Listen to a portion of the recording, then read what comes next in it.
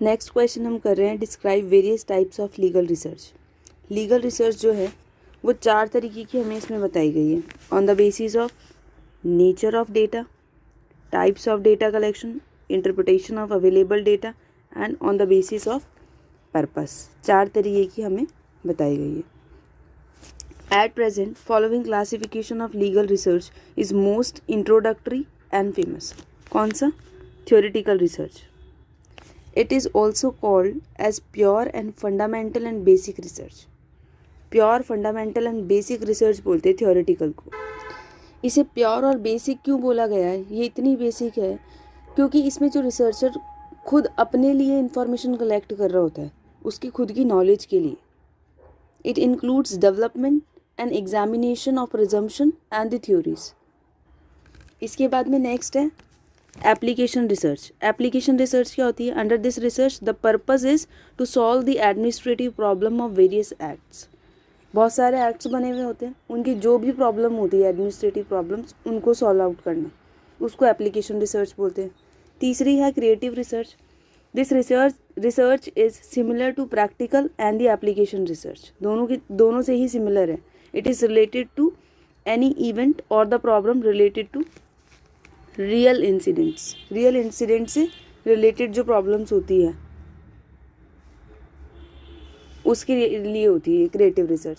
Interdisciplinary research, it arise from the conduct of thematic activities. In this, the study is done of one entire unit and consider every aspect of the problem.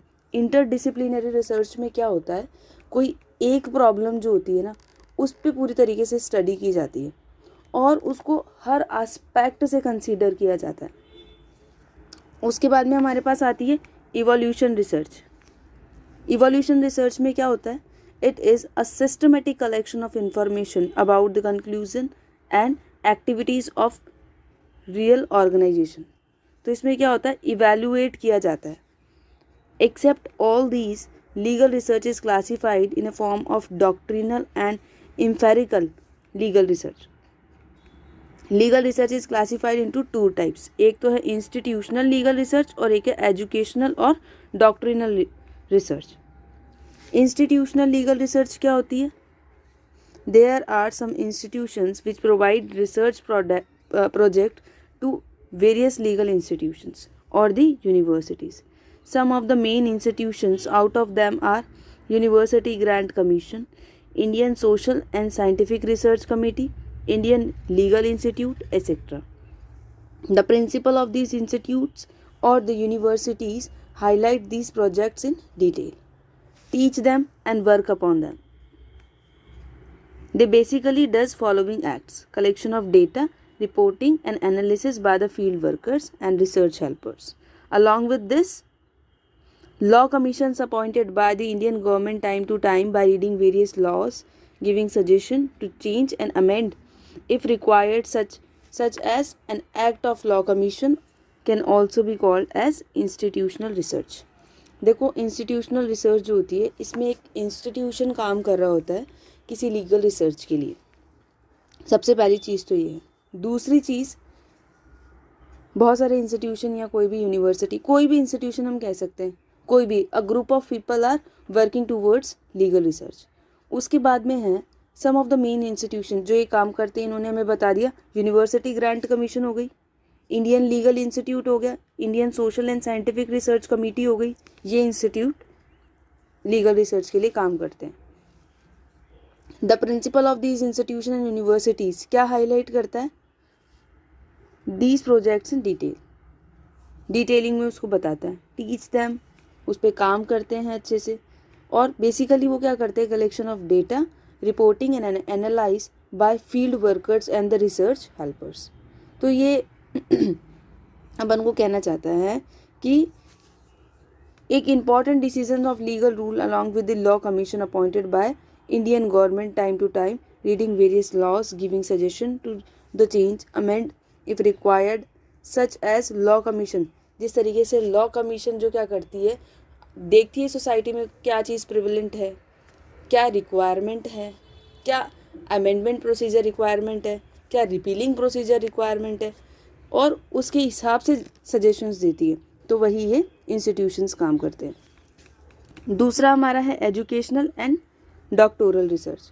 Under such research in law of various law faculty syllabus of PhD and MPhil is prepared.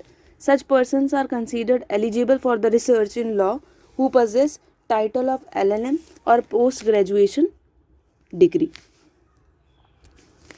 Such title holders research under some competent guide and director and present their research texts. After completion of research work, they are given title of PhD और MPhil. इनकी degree मिल जाती है, PhD और MPhil की degree मिल जाती है। तो ये क्या होती है? ये होती है एजुकेशनल और डॉक्टोरल रिसर्च। डॉक्टोरल रिसर्च क्यों बोलता है?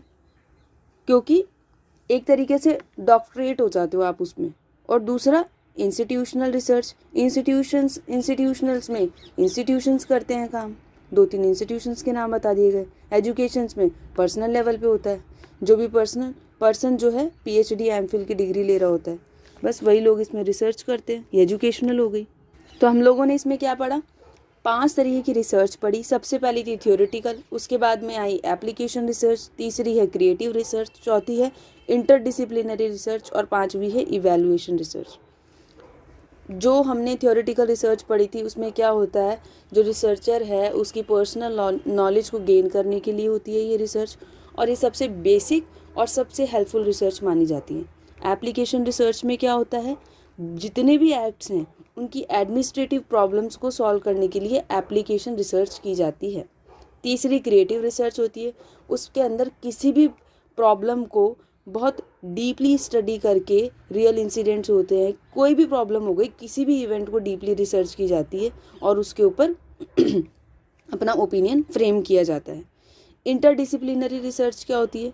It arise from the conduct of thematic activities. In this study is done of one entire unit and consider every aspect of the problem. ये भी मोर और लेस सिमिलर है। Evaluation research में क्या बताया? इसमें पूरी चीज़ को इवैल्यूएट करके, कंक्लूड करके रियल ऑर्गेनाइजेशन की एक्टिविटीज़ बताई जाती है। कंप्लीट हो गया ये। उसके बाद में 2 चीज़ें बताई हमें कि लीगल रिसर्च 2 तरीके से होती है। 2 मोर टाइप्स हमें लीगल रिसर्च के बताए। सबसे पहला इंस्टीट्यूशनल और दूसरा एजुकेशनल।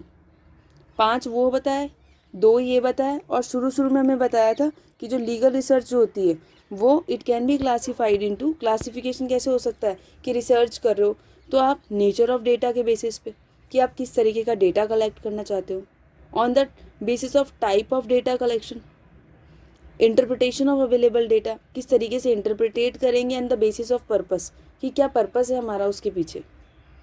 ये बताया कि लीगल रिसर्च को इन 4 पार्ट्स में डिवाइड कर सकते हैं हम। पहला नेचर ऑफ डेटा, दूसरा टाइप्स ऑफ डेटा कलेक्शन, तीसरा उस डेटा का इंटरप्रिटेशन, और चौथा बेसिस ऑफ पर्पस। ये 4 बेसिस बताए। उसके बाद में बताया जो मोस्ट फेमस है वो 5 बताई, जिसमें थ्योरेटिकल मैंने आपको सबसे पहले बताया। उसके बाद में बताया